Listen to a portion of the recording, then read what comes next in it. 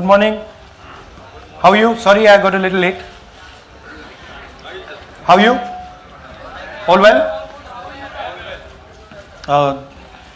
Would you like to say something? No, we can start, sir. So, first of all, this is not the H-bomb. H-bomb is coming. This is another milestone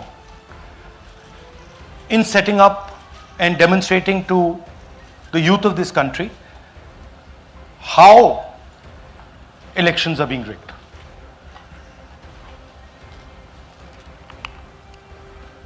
So I'm going to make a claim here, very strong claim, about CEC Gyanesh Kumar. And this is not something I'm saying lightly. I'm the leader of the opposition in the Lok Sabha. This is something I'm saying after solid proof that I'm going to show you, the youth of India, the people of India today. Proof that is black and white, absolutely clear, that the Chief Election Commissioner of India is protecting the people who have destroyed Indian democracy. I'm also going to show you the method by which votes are being added and deleted, and I'm going to show you how they are done, how that is done. In election after election, someone, some force, some group of people has been systematically targeting millions of voters for deletion across India.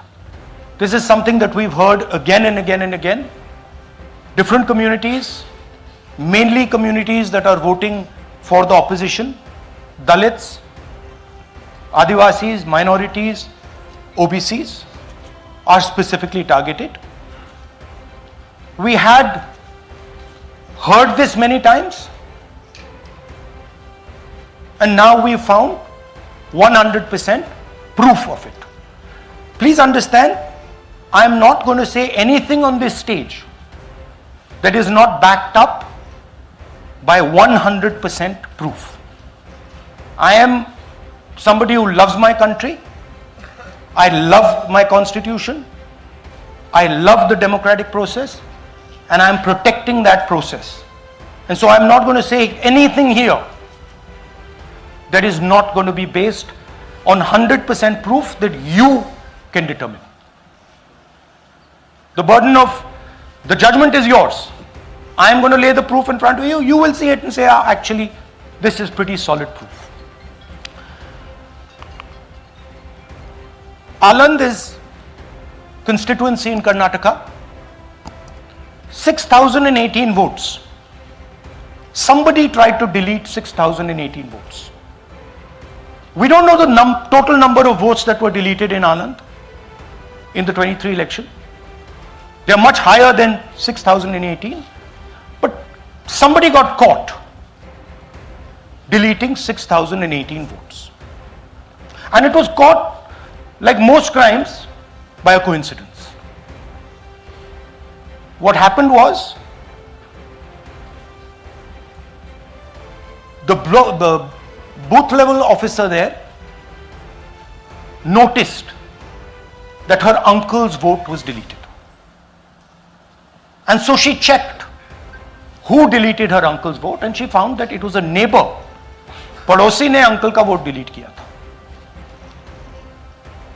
उसने जाके पड़ोसी से पूछा कि आपने मेरे uncle का vote क्यों डिलीट किया. पड़ोसी ने कहा, मैं तो जानता ही नहीं, मैंने तो कुछ वोट डिलीट ही नहीं किया. Neither did the person deleting the vote know, nor did the person whose vote was deleted know. Some other force hijacked the process and deleted the vote. And as luck would have it, got caught. What does the operation look like? In Aland, 6,018 applications were filed. impersonating voters. The people who filed these applications actually never filed them. And we will show you evidence of that on this stage. The filing was done automatically using software. We will show you that. Mobile numbers from outside Karnataka, from different states, and you can see on the map, from different states were used to delete numbers in Aland. And it was done targeting Congress voters. So this was not random. We will show you again that these deletions were specifically targeting booths where the Congress party was winning. Here is example number 1, lady called Godabai. Someone created fake logins, deleted 12 voters, attempted to delete because then this was stopped. Godabai, of course, has no idea. Can you show us what Godabai has to say about this? Election time ಈಗ ನಾ ಅರ್ಜಿ ಹಾಕಿಲ್ಲ, ನನಗೆ ಅದಕ್ಕೆ ಸಂಬಂಧ ಇಲ್ಲ, ಅದು ಯಾರು ಹೊಟ್ಟಿ ಕಿಚ್ಚಿ ಯಾರು ಏನು ಹಾಕ್ಯಾರ ಅನ್ನೋದು ನನಗೆ ಗೊತ್ತಾಗಿಲ್ಲ. So she has no idea. These were the cell phone numbers that were used to delete these people. These are not from Karnataka. These numbers are from different states. You can see here.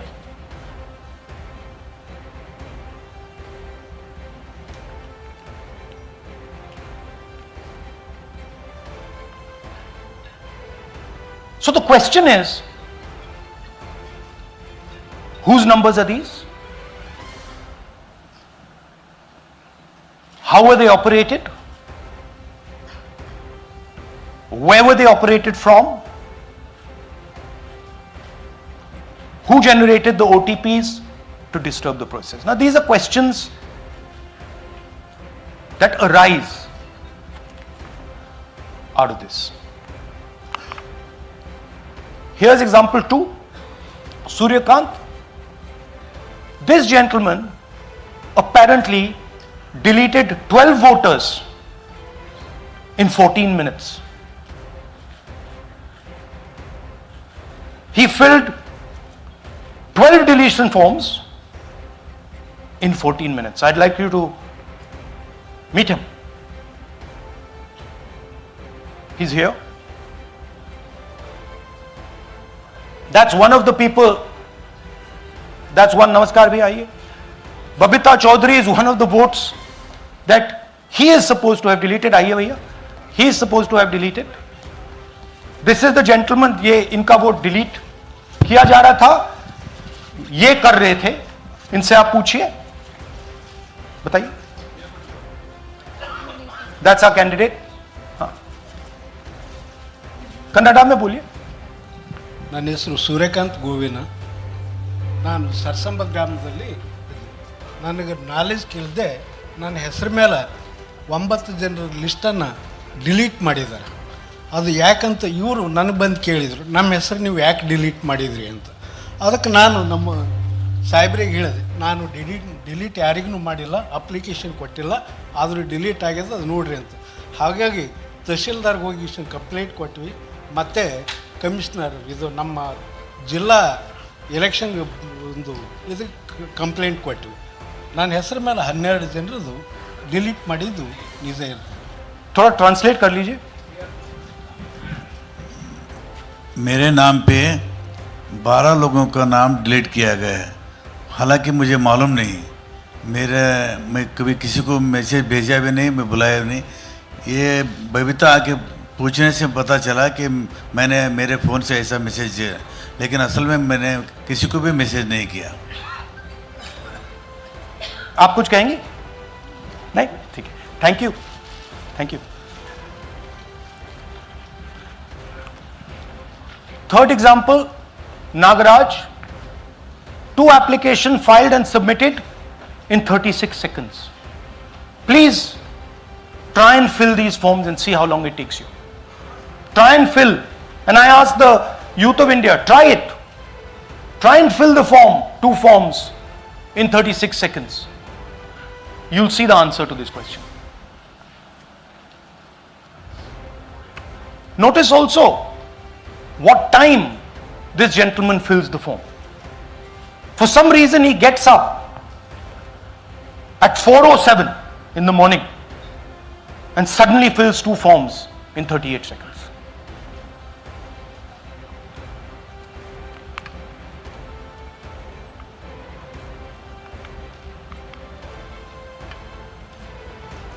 Now let's talk about how this is being done and why I'm saying and we are saying that this is being done in a centralized manner, and this is being done not using individuals but using software.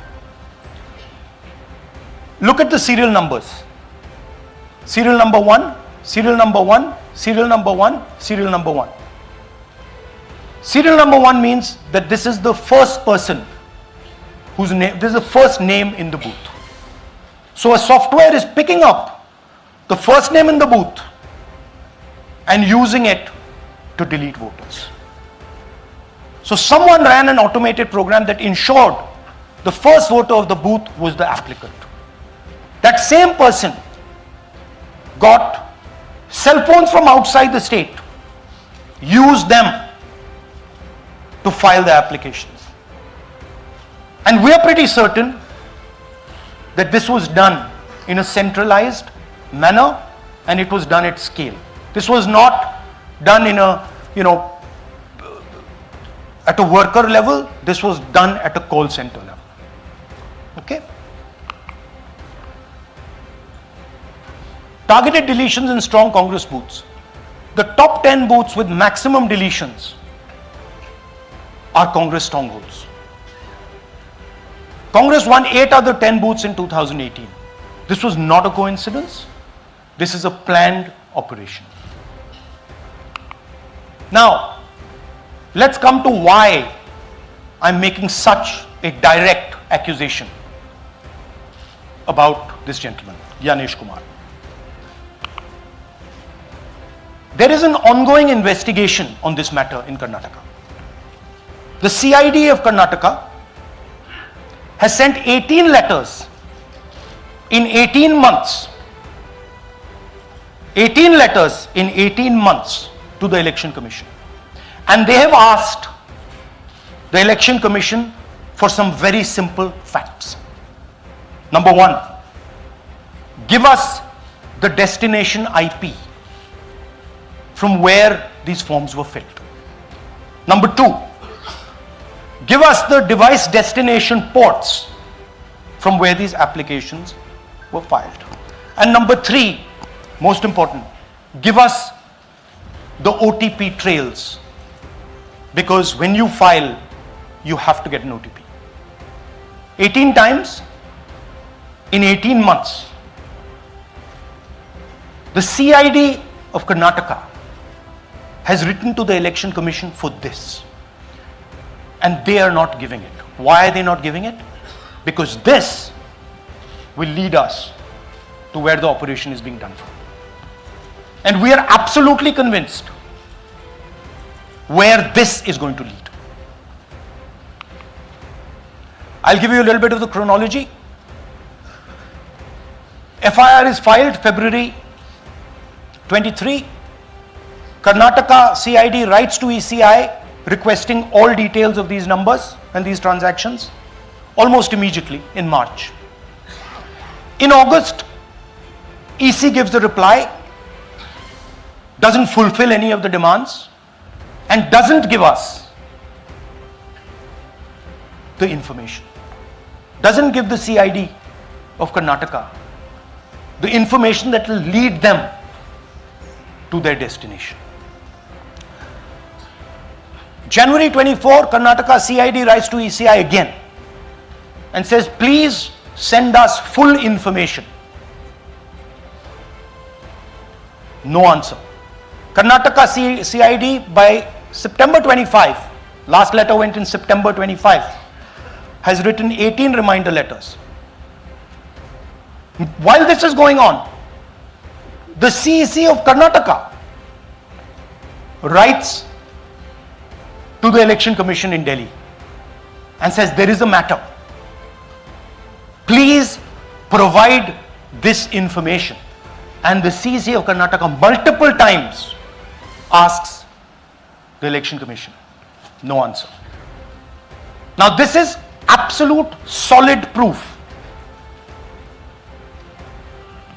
that Gyanesh Kumar is protecting the people who are doing this.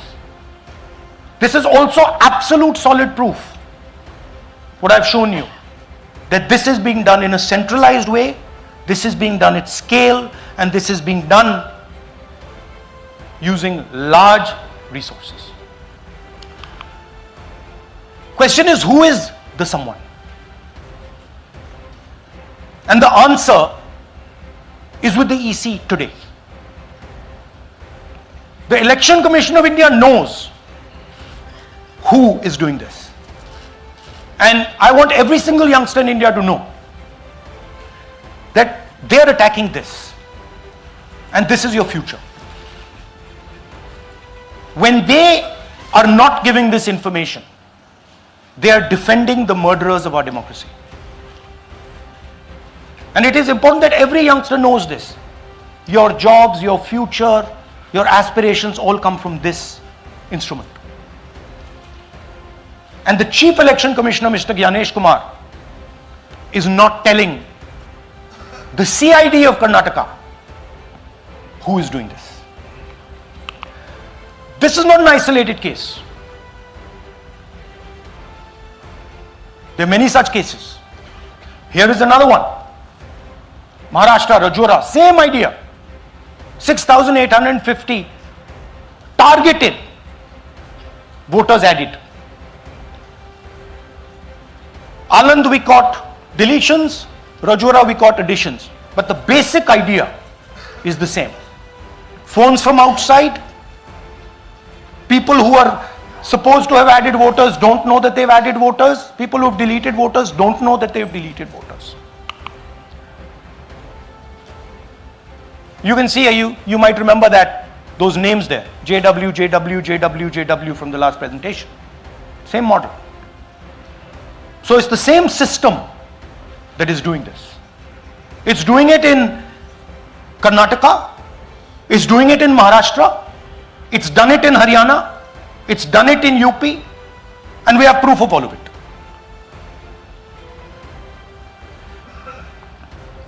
Names are being filled. Addresses, the address is Sasti, Sasti, Sasti, Sasti. Name is UQ, JJW.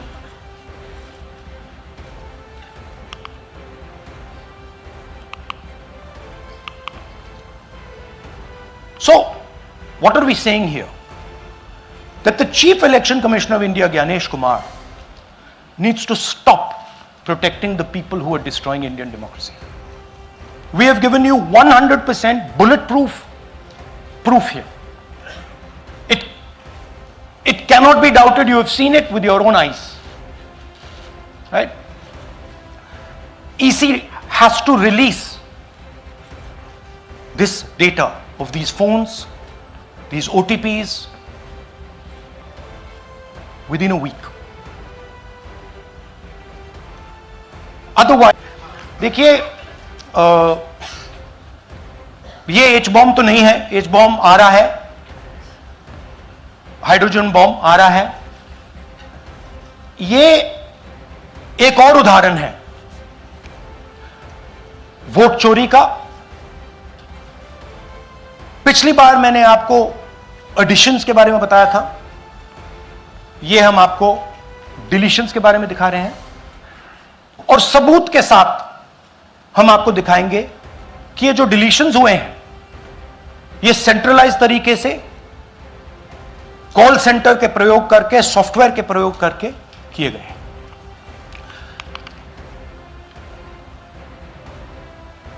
हमारे पास इस presentation में जो मैंने आपको अभी दिखाया 100% सबूत है, प्रूफ है कि ज्ञानेश कुमार जी हिंदुस्तान के चीफ इलेक्शन कमिश्नर वोट चोरों की रक्षा कर रहे हैं.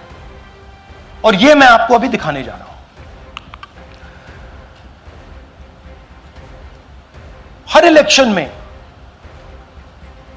हमें रिपोर्ट आती थी कि वोटर्स डिलीट हो रहे हैं, कांग्रेस वोटर्स डिलीट हो रहे हैं, ऑपोजिशन के वोटर्स डिलीट हो रहे हैं, दलित वोटर्स डिलीट हो रहे हैं, आदिवासी हो रहे हैं, माइनॉरिटी वोटर्स डिलीट हो रहे हैं, ओबीसी वोटर्स डिलीट हो रहे हैं। मगर जब डिलीट होते हैं ऑपोजिशन के ही होते हैं। कर्नाटक में आलंद कंस्टिट्यूएंसी है, यहां पे चोरी पकड़ ली, कोइंसिडेंस से पकड़ी। वहां की जो बीएलओ थी उसने देखा कि उसके रिश्तेदार को डिलीट कर दिया गया था।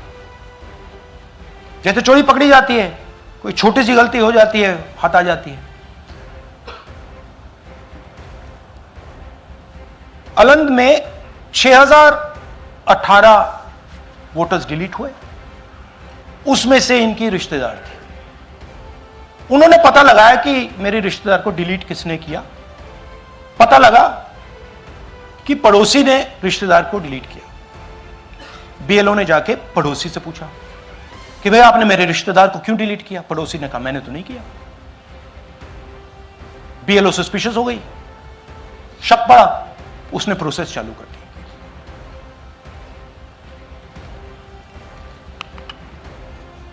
पता क्या लगा कि कोई ना कोई, किसी ने आलंद में वोटर डिलीशन सिस्टमैटिकली ऑर्गेनाइज तरीके से, सेंट्रलाइज तरीके से किया। हमें यह नहीं मालूम कि आलंद में कितने वोटर डिलीट हुए, क्योंकि इससे बहुत ज्यादा हो सकते हैं। 6000, तकरीबन 6000 पकड़े गए, उस पर इन्वेस्टिगेशन हो गया। क्या पता लगा कि फाइलिंग ऑटोमेटिकली ऑनलाइन हो रही है। मोबाइल नंबर्स कर्नाटक के नहीं यूज हो रहे, मोबाइल नंबर्स दूसरी स्टेट्स के यूज हो रहे हैं। इनफैक्ट कर्नाटक के नंबर थे ही नहीं उसमें। मतलब आप दिल्ली में बैठे डिलीट कर रहे हो, आपका नंबर तमिलनाडु का है। आप गुड़गांव में डिलीट कर रहे हो, आपका नंबर झारखंड का है। और जब हम चेक कर रहे हैं कि भैया आपका नंबर है, तो आपका नंबर है ही नहीं, किसी और का नंबर है। और टारगेट करके कांग्रेस वोटर्स को डिलीट किया गया। ये गोदाबाई जी हैं, इनके नाम पर 12 वोटर्स डिलीट किए गए। इनको मालूम ही नहीं, इनको पता ही नहीं कि इन्होंने 12 वोटर्स डिलीट किए। दिखाइए जरा। ಇಲೆಕ್ಷನ್ ಟೈಮ್ ಈಗ ये इनका वीडियो है। ನಾ ಅರ್ಜಿ ಹಾಕಿಲ್ಲ, ನನಗೆ ಅದಕ್ಕೆ ಸಂಬಂಧ ಇಲ್ಲ। ಅದು ಯಾರು ಹೊಟ್ಟಿ ಕಿಚ್ಚಿಗೆ ಯಾರು ಏನ ಹಾಕ್ಯಾರ ಅನ್ನೋದು ನನಗೆ ಗೊತ್ತಾಗಿಲ್ಲ। तो इनको आइडिया नहीं है कि इन्होंने वोटर्स डिलीट कर दिए।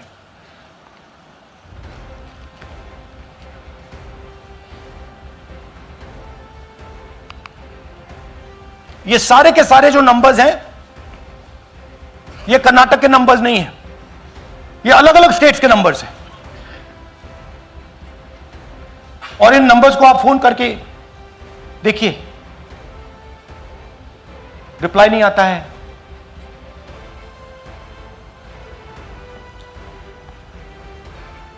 तो सवाल यह है कि किसके नंबर्स हैं, ये किसने ऑपरेट किए, जब इन्होंने ऑपरेट किए ये कहां थे, आईपी एड्रेस क्या था, ओटीपी कैसे जनरेट हुआ, कहां गया, यह सवाल है। यह दूसरा उदाहरण, सूर्यकांत जी जो अभी स्टेज पे आए थे, इन्होंने 12 वोटर्स को 14 मिनट में डिलीट कर दिया। आप फॉर्म भरने की कोशिश कीजिए, डिलीशन फॉर्म भरने की कोशिश कीजिए, देखिए। और जब हमने इनसे पूछा कि भैया आपने ये कैसे किया, वो कहते हैं मैंने तो नहीं किया, मैं तो जानता ही नहीं हूं।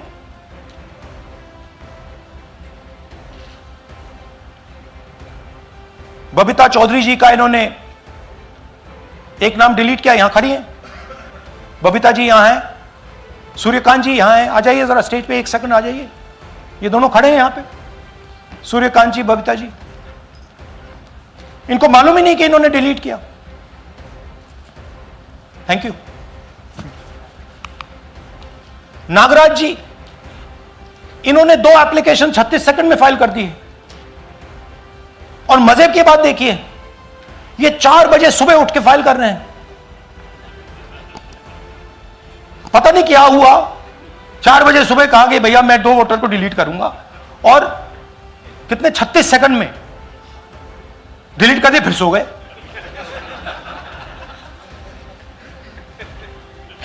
हमारी माइंड में पहले सवाल था कि क्या इलेक्शन कमीशन भी सो रहा है, मगर नहीं, सोया कोई नहीं है, जगे हुए हैं, सिस्टमैटिकली मदद हो रही है। यह देखिए दूसरी बात, जो भी डिलीट कर रहा है वोटर लिस्ट में उसका सीरियल नंबर 1 है। मतलब जो भी वोटर लिस्ट में पहले नंबर पे आता है वही डिलीट कर रहा है। 5वें नंबर वाला, 7वें नंबर वाला, 10वें वाला कोई नहीं कर रहा। तो हो क्या रहा है, सॉफ्टवेयर से यह काम किया जा रहा है। सॉफ्टवेयर प्रोग्राम कह रहा है पहला नाम निकालो और इसका प्रयोग करके डिलीट करो।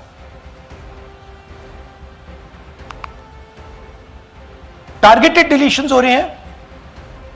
कांग्रेस पार्टी पर आनंद में अटैक किया।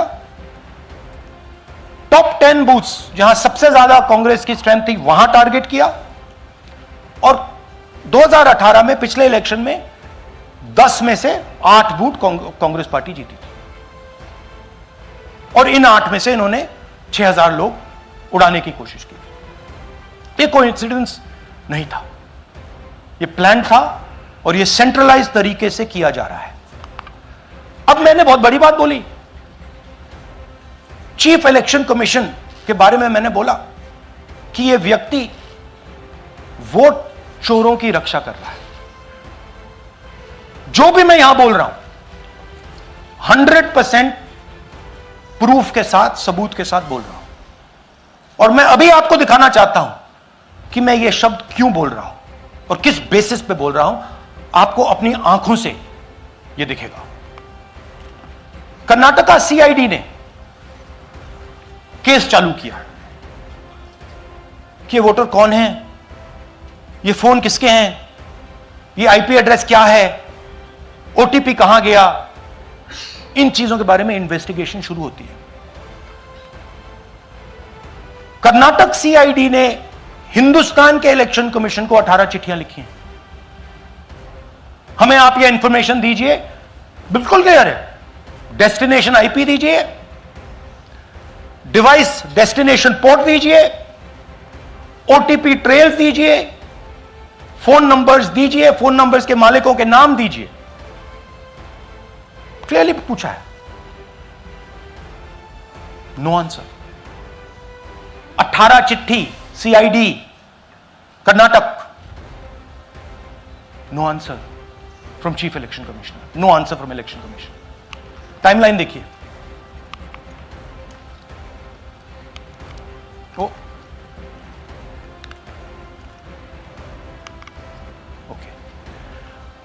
फरवरी 23 में इन्वेस्टिगेशन शुरू होती है। मार्च 23 में कर्नाटका सीआईडी चिट्ठी लिखती है ईसीआई को कि हमें सारे डिटेल्स दे दीजिए।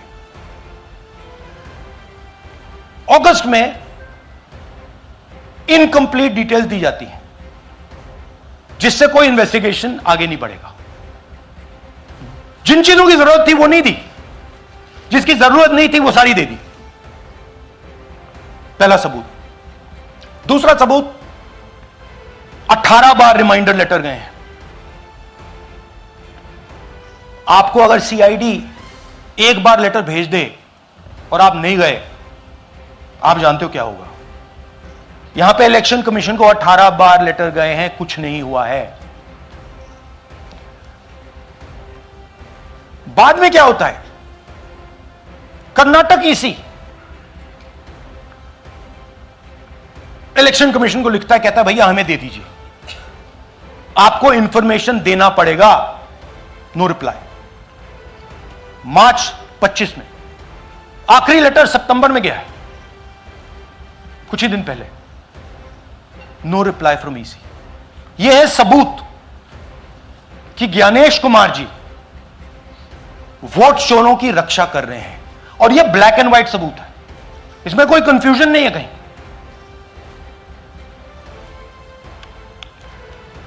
तो सवाल उठता है, ये है कौन जो सेंट्रलाइज तरीके से कॉल सेंटर के प्रयोग से, सॉफ्टवेयर से अलग अलग प्रदेशों में वोट डिलीट कर रहे हैं, ऐड कर रहे हैं।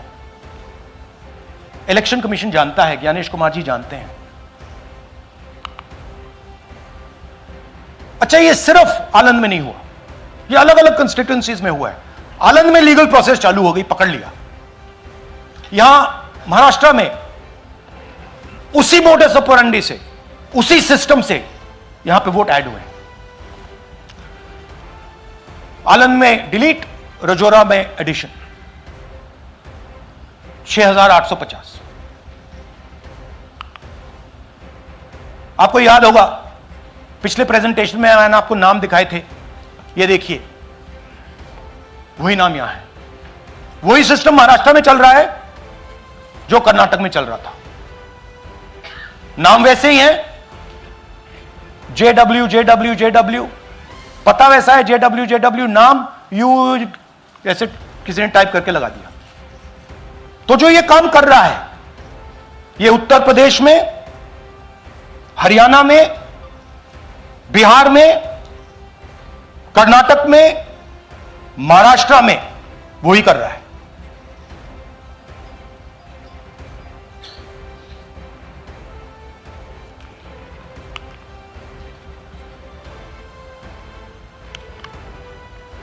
तो हमारी डिमांड है, ज्ञानेश कुमार जी, आप अपना काम कीजिए। आपने ओथ लिया है, आप हिंदुस्तान के चीफ इलेक्शन कमिश्नर हैं। आपसे कर्नाटक की सीआईडी सबूत मांग रही है। आप कर्नाटक की सीआईडी को यह सबूत 1 सप्ताह के अंदर दे दीजिए, नहीं तो पूरा हिंदुस्तान के सारे युवा इस बात को एक्सेप्ट करेंगे कि आप हिंदुस्तान के कॉन्स्टिट्यूशन, हिंदुस्तान के संविधान की हत्या में शामिल हो, हिंदुस्तान के संविधान की रक्षा नहीं कर रहे हो, और वोट चोरों की आप मदद कर रहे हो। Thank you. और थोड़ी देर में हम आपको हाइड्रोजन बॉम्ब दिखाने जा रहे हैं। नहीं, आज नहीं, थोड़ी देर में उसकी प्रिपरेशन चल रही है। क्योंकि हम देखिए, मैंने टीम से कहा है कि अगर मैं स्टेज पे जा रहा हूं, ब्लैक एंड व्हाइट प्रूफ नहीं होगा, मैं नहीं जाऊंगा। अगर ब्लैक एंड व्हाइट प्रूफ होगा, जो कोई मतलब उसको निगेट नहीं कर सकता, मैं जाऊंगा। मैं देश के कॉन्स्टिट्यूशन की रक्षा कर रहा हूं, संविधान की रक्षा कर रहा हूं, मैं लोकतंत्र की रक्षा कर रहा हूं, और मैं सच्चाई आपके सामने रख रहा हूं। बहुत बहुत धन्यवाद, नमस्कार, जय हिंद। सर, 3 सवाल। पीटीआई से संजीव चोपड़ा। या राहुल जी, दिस साइड। या राहुल जी इधर, हाँ, लेफ्ट कहाँ है? To your right. हाँ, हेलो। राहुल जी, आज आपने नया खुलासा किया है कि कैसे वोट चोरी हो रही है। आपने पहले भी महादेवपुरा के बारे में बताया कि कैसे एडिशंस हो रही हैं, अब आपने बताया कैसे डिलीशंस हो रही हैं। लेकिन देखने में ये आ रहा है कि इलेक्शन कमीशन इस पे कोई एक्शन नहीं ले रहा, और आगे चल के वो तैयारी कर रहे हैं पूरे देश में SIR लाने की। तो आप इस मुहिम को आगे कहां तक ले जाएंगे, और SIR के बारे में क्या करने वाले हैं? देखिए, हम आपके सामने क्रिमिनलिटी रख रहे हैं। हमारा काम आपके सामने सच्चाई रखने का है, और हम रख रहे हैं। हिंदुस्तान में दूसरे इंस्टीट्यूशंस भी हैं, सिर्फ इलेक्शन कमीशन नहीं है, लीगल सिस्टम है, उनको भी इन चीजों को देखना चाहिए।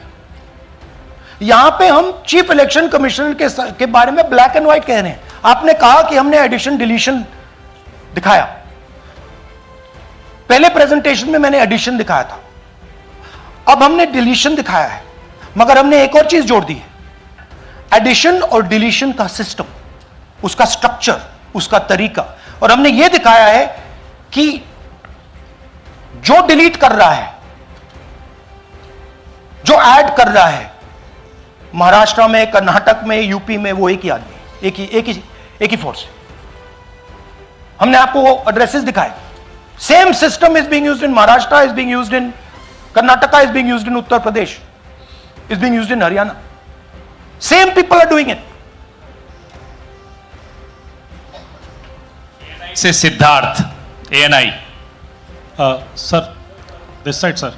हाँ Sir, on your left, sir. हाँ On your left. This side, sir, on your left. Sir, मेरा आपसे सवाल ये है कि जब आप कह रहे हैं कि ज्ञानेश कुमार जो चीफ इलेक्शन कमिश्नर है, उन्हें पता है ये कौन कर रहा है, हाँ। और ये पॉलिटिकल फायदा जरूर किसी को हो रहा है, आप कह रहे हैं कांग्रेस के बूथ के ऊपर ही हाँ। सारे वोट्स डिलीट किए जा रहे हैं, तो वो कौन लोग आपके हिसाब से हैं जिनको ये फायदा पहुंच रहा है, पहला। और दूसरा ये कि वो आपने एक देखिए, हफ्ते का हाँ, समय दिया sorry। है, जब आपने एक हफ्ते का समय दिया है, तो क्या एक हफ्ते बाद आप इसको आगे कैसे इनिशिएट करेंगे? क्या आप लोग कोर्ट का रास्ता अपनाएंगे या और कोई हायर एजेंसी से इस बात की डिमांड करेंगे? क्योंकि ये ऑर्गेनाइज्ड तरीके से क्राइम दिखाई दे रहा है जो आप बता रहे हैं, अगर आपकी बात के ऊपर जाएं। देखिए, फ्रैंकली ये जो मैं यहां कर रहा हूं, ये मेरा काम नहीं है। मेरा काम डेमोक्रेटिक सिस्टम में पार्टिसिपेट करने का है। मेरा काम डेमोक्रेटिक सिस्टम की रक्षा करने का नहीं है। वो काम हिंदुस्तान के इंस्टीट्यूशंस का है। वो काम वो नहीं कर रहे हैं, इसलिए मैं कर रहा हूं। अब मैं आपको यह कह सकता हूं कि हमने आपको 2 बार सबूत दिखाया है, और जब हम ये प्रेजेंटेशंस खत्म करेंगे, इसमें लगेंगे 2-3 महीने, जब हम ये खत्म करेंगे, आपके माइंड में कोई डाउट नहीं होगा कि हिंदुस्तान में state after state, Lok Sabha after Lok Sabha चोरी हो रही है। तो मेरा काम सच्चाई दिखाने का है। मैं हिंदुस्तान की जनता को, हिंदुस्तान के युवाओं को सच्चाई दिखा सकता हूं। यह मेरा काम है। उनकी जो इंटरेस्ट है, क्योंकि ये जो कॉन्स्टिट्यूशन है, ये हिंदुस्तान की जनता का रखवाला है, प्रोटेक्टर है, और मैं इसकी प्रोटेक्शन कर रहा हूं। इसकी प्रोटेक्शन करने का काम हिंदुस्तान के इंस्टीट्यूशंस का है, हिंदुस्तान के ऑपोजिशन लीडर का नहीं है, मगर इंस्टीट्यूशंस नहीं करने हैं। अच्छा, एक इंटरेस्टिंग बात आई है जो मैं आपको बताना चाहता हूं कि इलेक्शन कमीशन के अंदर से हमें मदद मिलनी शुरू हो गई है। मैं साफ बोल देता हूं, इलेक्शन कमीशन के अंदर से, पहले नहीं हो रहा था, अब इलेक्शन कमीशन के अंदर से इंफॉर्मेशन आ रही है। यह रुकेगा नहीं, यह रुक नहीं सकता है, क्योंकि हिंदुस्तान की जनता इस बात को एक्सेप्ट नहीं करेगी। एक बार हिंदुस्तान की जनता को, हिंदुस्तान के युवाओं को पता लग गया कि वोट चोरी हो रही है, उनकी शक्ति लग जाएगी। IANS से आलोक झा। इस तरह से नहीं प्लीज। IANS से आलोक झा। वो भी मैं आपको दिखा दूंगा, वो भी मैं आपको प्रूफ के साथ दिखा दूंगा, है हमारे पास। राहुल जी, हाइड्रोजन बॉम्ब में ब्लैक एंड व्हाइट है। मैं फाउंडेशन लगा रहा हूं, मैं फाउंडेशन क्रिएट कर रहा हूं, है हमारे पास। मैं स्टेज पे बिना प्रूफ के नहीं चढ़ूंगा, बता रहा हूं। राहुल जी, आपने कहा, ऐसे मत पूछिए please. Last question, Rahul ji, IANS से आलोक झा। राहुल जी इधर, आपने कहा आपके पास आलोक झा, इधर सर, कहां हैं जी? हाँ, आपने कहा सर कि आपके पास पुख्ता सबूत है, ब्लैक एंड व्हाइट सबूत है, तो क्या अगर ECI अभी जवाब नहीं देती है तो कोर्ट का रुख करेंगे, ये ऑप्शन है आपके पास, जाएंगे? देखिए, मैंने कहा कि मेरा काम as opposition leader normal situation में मेरा काम ऑपोजिशन का रोल है, सरकार पे प्रेशर डालने का रोल है। मेरा काम हिंदुस्तान के लोकतंत्र को बचाने का नहीं है। मैं वो काम कर रहा हूं, इस स्टेज पे मैं वो काम कर रहा हूं। तो मेरी सोच है कि as a patriotic Indian, as somebody who loves India, who loves the constitution, it is my duty to put the truth in front of the people of India. अब अगर हिंदुस्तान के इंस्टीट्यूशंस कुछ करना चाहते हैं, वो करेंगे। उनमें भी बहुत लोग हैं, जैसे मैंने आपसे कहा, मैं सरप्राइज हो रहा हूं, इलेक्शन कमीशन से लोग आ रहे हैं, इंफॉर्मेशन दे रहे हैं और बढ़ रहा है वो।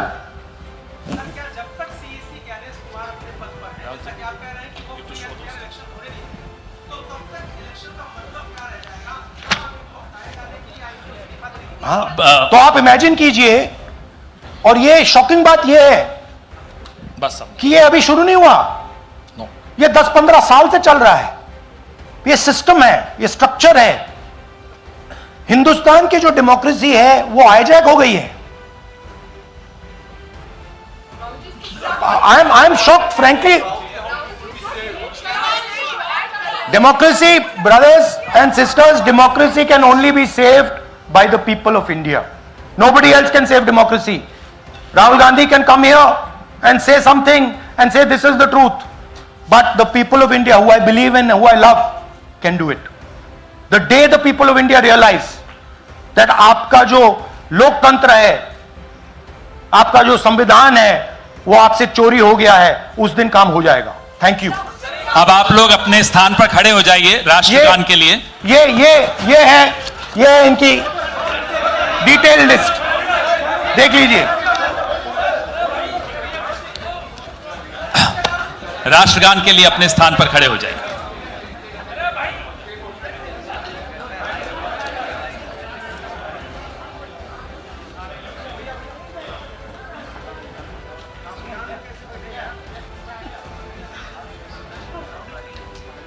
भारत भाग्य विधाता, पंजाब सिंध गुजरात मराठा, द्राविड उत्कल बंगा, विंध्य हिमाचल यमुना गंगा, उच्चल जलधि तरंगा, तव शुभ नामे जागे, तव शुभ आशीष मांगे, गाहे तव जय गाथा, जन गण मंगलदायक जय हे भारत भाग्य विधाता, जय हे जय हे जय हे जय जय जय जय हे। Thank you.